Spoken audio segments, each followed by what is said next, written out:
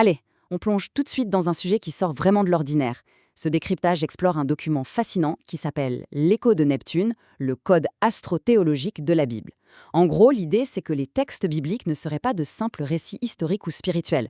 Non, ce serait un immense registre astronomique codé, avec pour vedette absolue la planète Neptune. C'est une approche radicale qui nous pousse à arrêter de regarder vers le sol pour enfin lever les yeux vers le cosmos.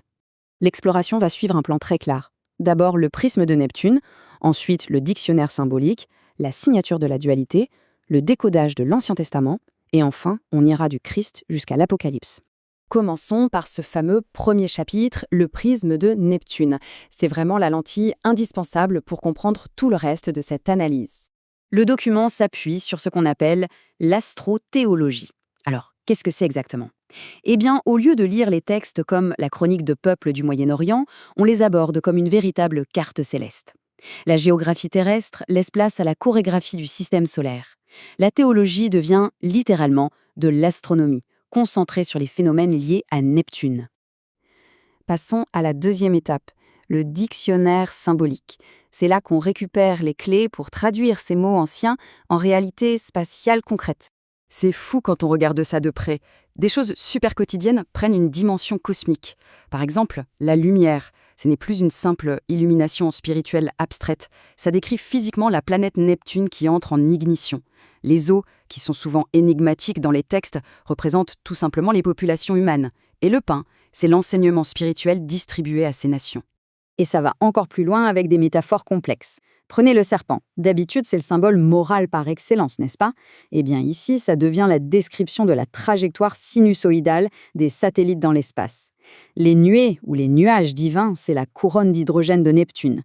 Quant à l'Orient ou le Levant, c'est le repère spatial exact d'où se lève cette nouvelle étoile. Un vocabulaire d'une précision chirurgicale, en fait.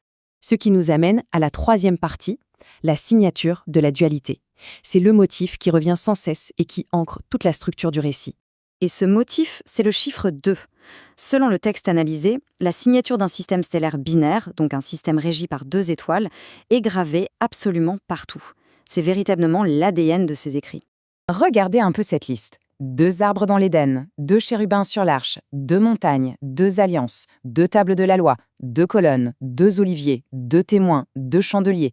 En les enchaînant comme ça saute aux yeux. Ce n'est pas juste une figure de style poétique. Pour les auteurs de cette théorie, c'est la trace mathématique de cette fameuse signature binaire stellaire qui résonne d'un livre à l'autre. Alors, qu'est-ce que ça donne quand on applique ce décodeur grandeur nature ? Voyons ça dans notre 4e partie, avec l'Ancien Testament. Si on met nos lunettes astrothéologiques, la Genèse et l'Exode prennent une ampleur vertigineuse. L'émergence hors des ténèbres par un décret de lumière dans la Genèse, c'est l'initiation de Neptune. Et plus tard, le buisson ardent ou la colonne de feu de l'Exode, eh bien, ce sont des rapports d'observation bien physiques. C'est l'humanité sous le ciel nocturne, guidée concrètement par la lumière éclatante d'une planète en feu. D'ailleurs, l'analyse pointe le livre de Job comme étant le plus transparent de tous. Quand on y lit des questions frontales comme « Peux-tu aminer les étoiles en leur saison ?», le voile tombe complètement. Le texte interroge directement la mécanique et le mouvement des astres, sans presque aucun filtre allégorique. C'est aussi super intéressant de comparer certains livres entre eux. Le livre d'Esther, par exemple, représenterait la métaphore d'une étoile cachée qui finit par se révéler au grand roi Soleil. À l'opposé, Ésaïe décrit de façon spectaculaire l'apparition d'une grande lumière, tellement puissante qu'elle ferait carrément honte au Soleil. 2 styles littéraires complètement différents, mais au fond, un seul et même récit, l'arrivée d'un nouveau corps céleste capable de défier la suprématie de notre Soleil. On retrouve cette même dynamique chez les prophètes. Ézéchiel parle d'une roue dans une roue et d'un trône de saphir bleu. Un bleu qui rappelle quand même fortement l'apparence physique de Neptune, n'est-ce pas ? Daniel, lui, voit le Fils de l'homme arriver sur les nuées.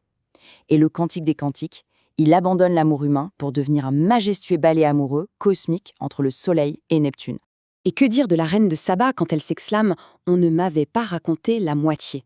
Son célèbre voyage, depuis les confins du monde connu jusqu'au centre du pouvoir, est décrypté comme le miroir parfait de l'orbite théorisée de Neptune, voyageant des glaces lointaines du système solaire vers son centre. La géopolitique antique dissimulerait en fait une immense trajectoire spatiale. Ce célèbre verset des psaumes résume tout. Les cieux racontent la gloire de Dieu. Pour l'astrothéologie, c'est à prendre au pied de la lettre. Les cieux sont le véritable et unique sujet du texte.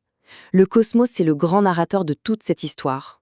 Et ça ne s'arrête pas à l'Ancien Testament. Entrons dans la 5e et dernière partie, l'application de ce code au Nouveau Testament, du Christ jusqu'à l'Apocalypse. Ici, les grands moments des évangiles changent totalement de nature. Ce ne sont plus des événements humains terrestres. L'étoile des mages, le flash lumineux du baptême, l'éclat de la transfiguration sur la montagne, et même le cycle de la mort et de la résurrection en 3 jours, tout ça serait le codage précis de grandes transitions planétaires et de cycles stellaires majestueux. On continue dans le livre des Actes des Apôtres. Pensez à l'épisode des langues de feu de la Pentecôte, où à Paul, soudainement foudroyé sur la route par une lumière décrite comme plus forte que le soleil de midi. Encore une fois, la théorie y voit l'observation directe d'un flash d'une puissance inconcevable, la preuve éclatante de l'ignition planétaire. Et on arrive au point culminant avec l'Apocalypse. Ce mot signifie d'ailleurs littéralement « dévoilement ». C'est l'aboutissement du calendrier cosmique. On y retrouve l'apparition des fameux 2 témoins qui ramènent au premier plan notre signature binaire et qui préparent le terrain pour l'arrivée resplendissante de la Nouvelle Jérusalem, vue ici comme une structure purement stellaire.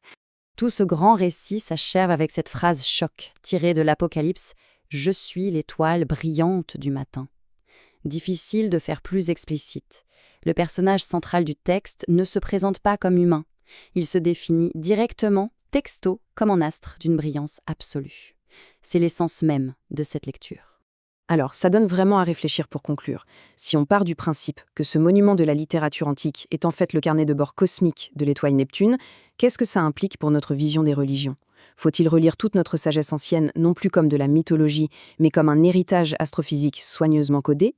Une chose est certaine, après avoir exploré une théorie pareille, on a soudainement très envie de lever la tête vers les étoiles.